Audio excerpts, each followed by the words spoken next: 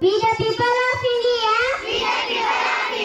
having solemnly resolved to constitute India into a sovereign, socialist, secular, democratic, and republic, and to secure for its citizens justice, social, economic, and political liberty of thought, expression, belief, and worship, equality of status and of opportunity, and to promote among them all fraternity, assuring the dignity of the individual and the unity and the integrity of the nation. ಹಕ್ಕನಿಗೆ ನೀಡಿರುವಂಥದ್ದು ಸಂವಿಧಾನ. ಯಾಕಂದ್ರೆ ಓಟಿನ ಹಕ್ಕೂ ಇರಲಿಲ್ಲ, ಬೂಟಿನ ಹಕ್ಕೂ ಇರಲಿಲ್ಲ, ಕೋಟಿನ ಹಕ್ಕೂ ಇರಲಿಲ್ಲ, TP ಹಕ್ಕೂ ಇರಲಿಲ್ಲ, ಗ್ರಾಮ ಪಂಚಾಯತಿ member ಹಕ್ಕೂ ಇರಲಿಲ್ಲ. ಹೌದಾ? CM ಈಗ MLA ಹಕ್ಕಿರಲಿಲ್ಲ, PM ಹಕ್ಕಿರಲಿಲ್ಲ. ಇವತ್ತೆಲ್ಲ ಪ್ರಧಾನಿ ಹಾಕರಂದ್ರೆ ಸಂವಿಧಾನದ ಅಡಿಯಲ್ಲಿ, ಆಮೇಲೆ CM ಹಾಕರಂದ್ರೆ ಅದರ ಅಡಿಯಲ್ಲಿ, ಪ್ರತಿಯೊಬ್ಬರ ಅಧಿಕಾರದ ಹಕ್ಕು ಹಿಡ್ಕೋಬೇಕಂದ್ರೆ ಅದರ ಅಡಿಯಲ್ಲೇ ಆಗುವುದು.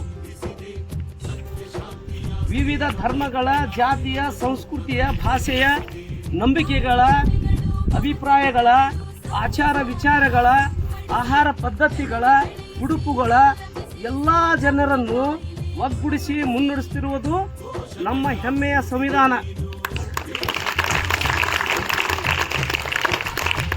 ಪ್ರಜಾಪ್ರಭುತ್ವ, ಜಾತ್ಯತೀತ, ಸಾಮಾಜಿಕ ನ್ಯಾಯ ಎಂಬ ಸಿದ್ಧಾಂತವನ್ನು ಬಿತ್ತಿ ಬೆಳೆಸಿರುವುದು ನಮ್ಮ ಅದ್ಭುತವಾದ ಸಂವಿಧಾನ. ಅರ್ಥ ಆಗ್ತಾ ಇದೆಯಾ? ನಾವೆಲ್ಲರೂ ಅನುಭವಿಸುತ್ತಿರುವ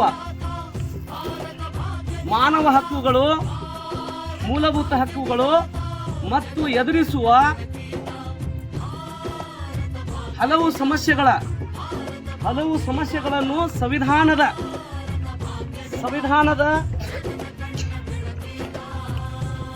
ಅಡಿಯಲು ಹಲವು ಪರಿಹಾರಗಳನ್ನು ನೀಡಿರುವಂತೂ ನಮ್ಮ ಸಂವಿಧಾನ.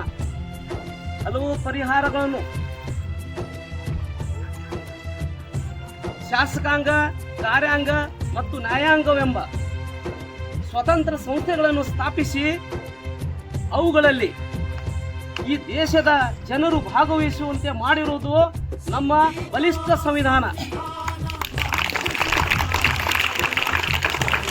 ಈ ನಿಟ್ಟಿನಲ್ಲಿ ನಾವೆಲ್ಲರೂ ಸಂವಿಧಾನವನ್ನು ರಕ್ಷಿಸುವ ಮೂಲಕ ಸಂವಿಧಾನದ ಆಸೆಗಳನ್ನು ರಕ್ಷಿಸುವ, ಆಮೇಲೆ ದೇಶದ ಸಮಗ್ರತೆಗಾಗಿ, ಜನತೆಯ ಕಲ್ಯಾಣಕ್ಕಾಗಿ ನಾವೆಲ್ಲರೂ ಸಂವಿಧಾನವನ್ನು ಜಾಗೃತಿ ಮೂಡಿಸುವ ಜೊತೆಗೆ ಅನುಸರಿಸುವ ಮೂಲಕ ಸಂವಿಧಾನವು ಧಕ್ಕೆ ಬರದ ಹಾಗೆ ನೋಡಿಕೊಳ್ಳುವುದು ನಮ್ಮೆಲ್ಲರದ ಆದ್ಯ ಕರ್ತವ್ಯ.